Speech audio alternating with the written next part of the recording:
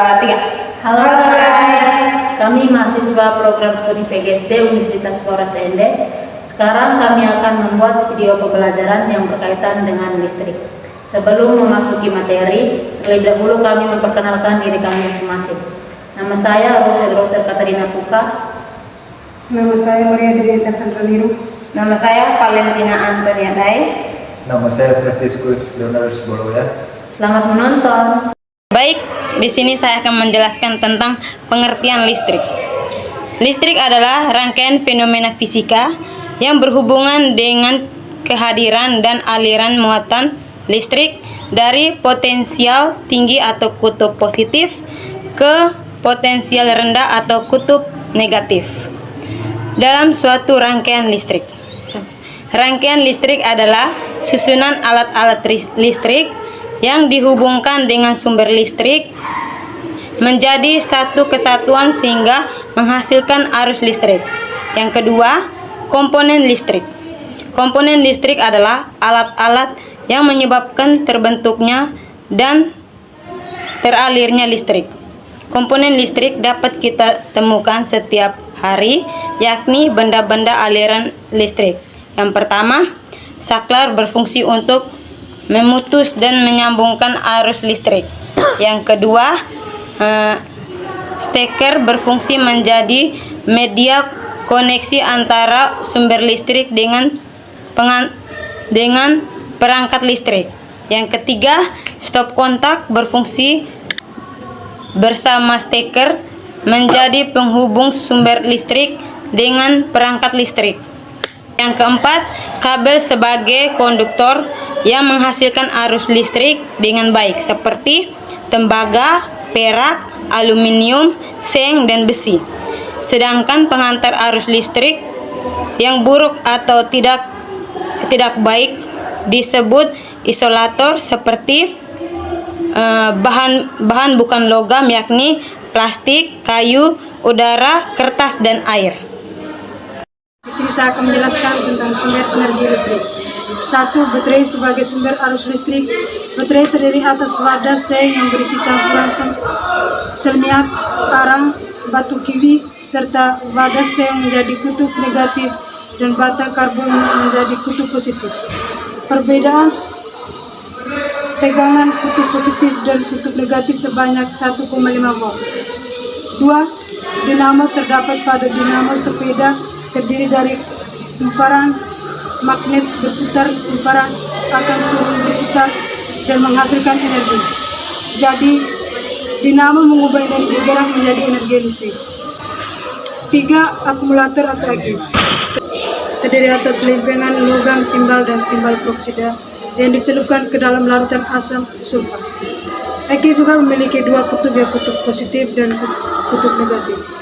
Pada saat Eki digunakan terjadi perubahan energi kimia menjadi energi listrik, sedangkan pada saat penyentruman terjadi perubahan energi listrik menjadi energi kimia. 4. Generator adalah sumber listrik yang mengubah energi gerak menjadi energi listrik. Berikut jenis-jenis listrik. Listrik terdiri dari dua jenis, yaitu yang pertama listrik statis, adalah listrik dengan muatan dalam keadaan diam atau tetap. Namun muatan tetap ada sampai arus listriknya berpindah karena bersifat sempurna. Listrik ini timbul karena benda yang beraliran listrik yang bertautan tanpa adanya sumber daya listrik. Dengan kata lain, benda tersebut dapat menghasilkan proton dan elektron tanpa pembangkit listrik. Contoh listrik statis yakni yang pertama, sisir plastik dan penggaris plastik yang digosokkan pada rambut kering dapat menarik sobekan kertas kecil. Kedua, batang kaca yang digosokkan pada kain sutra atau wol dapat menarik sobekan kertas kecil. Yang kedua, listrik dinamis adalah listrik yang bisa bergerak atau mengalir, disebut juga arus listrik. Jika dialirkan pada rangkaian listrik, kuat arus listrik yang masuk dengan kuat arus listrik yang keluar sama, dan itu terjadi pada muatan listrik yang mengalir. Kelima, besar-besaran listrik terdiri dari sebagai berikut. Pertama, tegangan listrik adalah perbedaan energi potensial listrik pada dua titik dalam rangkaian listrik. Kedua, hambatan listrik adalah perbandingan tegangan pada alat elektronik dengan arus listrik yang dilaluinya. Ketiga, arus listrik adalah jumlah muatan yang bergerak dalam rangkaian listrik. Keempat, gaya gerak listrik adalah besarnya energi listrik yang diubah menjadi energi lain. Kelima, kapasitansi adalah jumlah muatan listrik yang bisa dicadangkan dan jumlahnya sudah ditentukan. Keenam, muatan listrik adalah muatan dasar yang ada pada benda yang mengandung listrik. Ketujuh, induktansi adalah rangkaian elektronika yang memicu energi potensial listrik akibat arus listrik yang di dalam rangkaian. Berikutnya saya akan menjelaskan rangkaian listrik. Rangkaian listrik adalah suatu hubungan sumber listrik dengan alat-alat listrik lainnya yang mempunyai fungsi-fungsi tertentu sehingga menghasilkan arus listrik. Secara garis besar, rangkaian listrik terdiri atas dua, yakni satu, rangkaian listrik terbuka. Rangkaian listrik terbuka adalah susunan alat-alat listrik yang terputus sehingga arus listrik tidak mengalir. Yang kedua, rangkaian listrik tertutup adalah susunan alat-alat listrik yang menyebabkan arus listrik karena skalarnya dalam kondisi tertutup sehingga jalur arus listrik terhubung. Rangkaian listrik menurut susunannya yaitu dibagi dalam tiga. Yang pertama, rangkaian seri. Rangkaian seri adalah susunan alat-alat listrik yang dipasang berurutan atau tanpa adanya cabang.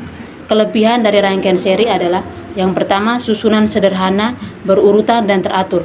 Yang kedua, membutuhkan sedikit kabel sehingga membutuhkan biaya murah. Yang ketiga, mudah dirangkai. Yang keempat, arus listrik mengalir tanpa cabang. Kekurangannya yaitu satu, jika satu lampu padam maka semua akan padam. Yang kedua, lampu akan redup jika lampu semakin banyak. Yang kedua, rangkaian paralel. Rangkaian paralel adalah susunan alat-alat listrik yang dipasang bercabang. Kelebihannya, yang pertama, nyala lampu lebih terang. Yang kedua, jika sebuah lampu padam, lampu lain tetap bisa menyala. Kekurangannya, satu, rangkaian bercabang sehingga susunannya lebih kompleks. Yang kedua, biaya pemasangannya lebih mahal. Yang ketiga, lebih susah dirangkai.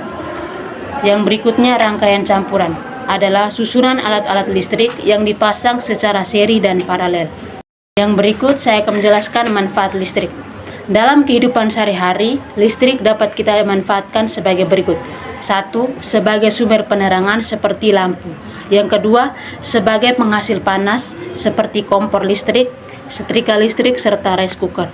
Yang ketiga, sebagai penghasil gerak seperti blender, kipas angin, mixer, serta generator. Yang keempat yaitu sebagai penghasil suara seperti radio, mikrofon, dan televisi. Yang kelima, sebagai media pengobatan. Yang keenam, sebagai sarana hiburan seperti penggunaan gadget mulai dari handphone, smartphone, dan komputer dan laptop. Yang ketujuh, sebagai alat transportasi seperti kereta listrik, mobil listrik, dan motor listrik. Listrik berasal dari tenaga penghasil listrik yang dikelola PLN yang didapat dari tenaga uap, tenaga air, surya atau matahari, diesel, gas, dan lainnya. Dengan kemajuan teknologi saat ini, hampir seluruh sumber energi itu kita gunakan untuk pembangkit listrik. Generator pada pembangkit listrik berperan mengubah energi mekanis menjadi energi listrik dengan menggunakan prinsip medan magnet dan penghantar listrik. Sekian video dari kami. Kurang lebihnya kami mohon maaf. Semoga bermanfaat untuk kita semua. See you next time.